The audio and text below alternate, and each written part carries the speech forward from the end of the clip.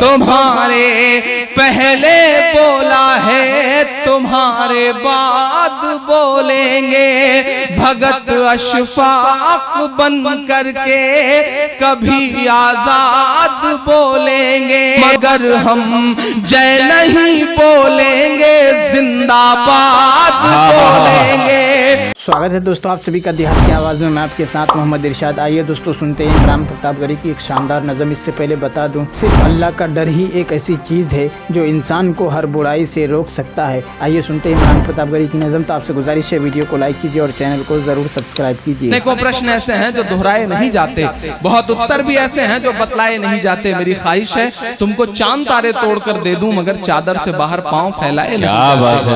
اور یہی سب سوچ کر کے ہی ہمیں دل میں جگہ دینا کہ گھر آئے ہوئے مہمان لوٹائے نہیں جاتے، گھر آئے ہوئے مہمان لوٹائے نہیں جاتے۔ اب بہت اچھا سن رہے ہیں، میں 4 مصرے اور پڑھتا ہوں صاحب۔ یہ کون لوگ نکل آئے ہیں جو طے کریں گے کہ ہمیں کیا پہننا ہے، کیا کھانا ہے، کیا بولنا ہے، کیا نہیں بولنا ہے؟ نہیں، ہم ان کی باتیں نہیں مانیں گے۔ ہمارا جو سلسلہ ہے صاحب، ہم نے ہزاروں قربانیاں دی ہیں اس ہندوستان کی جنگ آزادی میں، ہم کسی کو طے کرنے کی اجازت نہیں دیں گے۔ آپ کی بھی نمائندگی کرتی ہوئی ایک نفرت والی آواز ہے جو اسی طرح کی باتیں کرتی ہے۔ میں یہ 4 مصرے اس تک بھی پہنچاتا ہوں آپ کی تالیوں کے ساتھ۔ مجھ کو ظالم کا طرفدار نہیں لکھ سکتے، کم سے کم وہ مجھے لاچار نہیں لکھ سکتے۔ جہاں ہتھیلی پہ لیے بول رہا ہوں جو سچ، اس کو اس دیش کے اخبار نہیں لکھ سکتے، اس کو اس دیش کے اخبار نہیں لکھ سکتے۔ میں پڑھ رہا ہوں صاحب کہ تمہارے پہلے بولا ہے تمہارے بعد بولیں گے، تمہارے پہلے بولا ہے تمہارے بعد بولیں گے، بھگت اشفاق بن کر کے کبھی آزاد بولیں گے، بھگت اشفاق بن کر کے کبھی آزاد بولیں گے۔ تمہیں جے بولنا ہے بھارت ماں کی شوق سے بولو، جو میرا ایمان کہتا ہے اسے لفظوں میں پرویا ہے میں نے۔ آپ کا بھی ایمان کہے تو مہر لگانا میری بات پہ۔ تمہیں جے بولنا ہے بھارت ماں کی شوق سے بولو،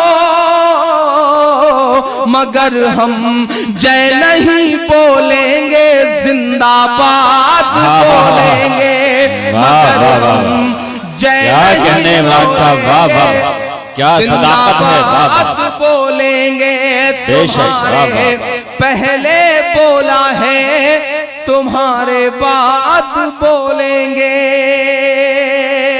بہت شکریہ، بہت اچھا سن رہے ہیں اسرار وارسی صاحب، ان کی بڑی محبت ہے اس مشاعرے کے لیے۔ میں 4 مصرے اور پڑھتا ہوں۔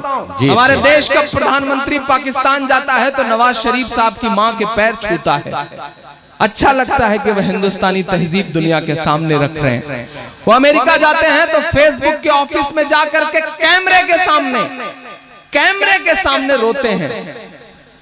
اچھا لگتا ہے کہ وہ ہندوستانی تہذیب دنیا کے سامنے رکھے۔ ان کی ماں پردھان منتری آواز گھومنے آتی ہے تو وہ ویل چیئر پہ انہیں گھماتے ہوئے ممتا مئی آنچل کی طرف کم، کیمرے کی طرف نظر زیادہ رکھتے ہیں تاکہ فوٹو اخباروں میں اور سوشل میڈیا پہ آ سکے۔ کبھی کبھی میرا من کرتا ہے کہ میں ان سے کہوں کہ نریندر دامودر مودی صاحب، ہندوستان میں مائیں اور بھی ہیں۔ میں 4 مصرے پڑھتا ہوں، اگر سچے لگے تو دعائیں دینا مجھے۔ پڑھتا ہوں صاحب کہ فضا میں اڑ رہے زہریلے جگنو کیوں نہیں دکھتے، فضا میں اڑ رہے زہریلے جگنو کیوں نہیں دکھتے، کسی بھی حادثے کے سارے پہلو کیوں نہیں دکھتے، کسی بھی حادثے کے سارے آئیے دوستوں نظم سننے کے بعد نداء منبر و محراب کتاب سے سنتے ہیں اللہ والے کا واقعہ۔ چنانچہ ایک بزرگ کی خدمت میں کسی نے ایک نہایت قیمتی موتی بھیجا تھا۔ جب وہ ان کے پاس پہنچا تو فرمایا خدا کا شکر ہے۔ اس کے بعد وہ موتی گم ہو گیا۔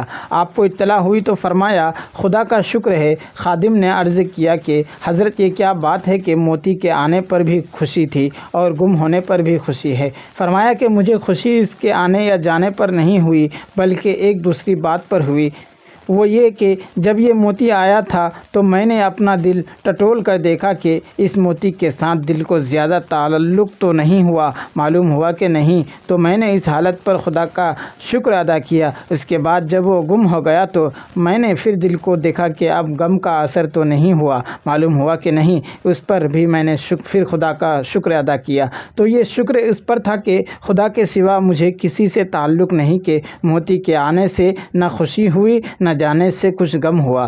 حضرت جیلانی رحمۃ اللہ علیہ کا واقعہ۔ اسی طرح حضرت شیخ عبد القادر جیلانی رحمۃ اللہ علیہ کے پاس ملک چین کا آئینہ کوئی شخص لایا۔ آپ نے خادم کے سپرد کر دیا اور فرمایا جب ہم طلب کریں ہمارے سامنے لا کر رکھ دیا کرو۔ اتفاق سے وہ آئینہ ایک دن خادم کے ہاتھ سے گر کر ٹوٹ گیا۔ وہ مارے خوف کے گھبرا گیا اور عرض کیا کہ از قضا آئینہ چینی شکست، کہ قسمت کی بات وہ چینی آئینہ ٹوٹ گیا۔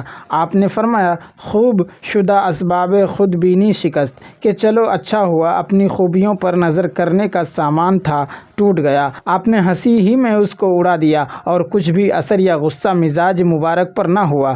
فرق یہ ہے مصیبتیں اور پریشانیاں دینداروں پر بھی آتی ہیں اور دنیا داروں پر بھی آتی ہیں، لیکن دونوں میں فرق یہ ہے کہ دنیا دار تھوڑی سی تکلیف کی وجہ سے بہت زیادہ پریشان بلکہ خدا تعالیٰ کی رحمت سے نا امید ہو جاتا ہے اور بعض اوقات اس کے منہ سے کفریہ کلمات بھی نکل جاتے ہیں، لیکن ایسا دیندار شخص جس کا اللہ تعالیٰ کے ساتھ مضبوط تعلق ہو وہ ناموافق حالات کے وجہ سے ایسا پریشان کبھی نہیں ہوتا کہ معاذ اللہ تعالیٰ کی رحمت ہی سے مایوس ہو جائے۔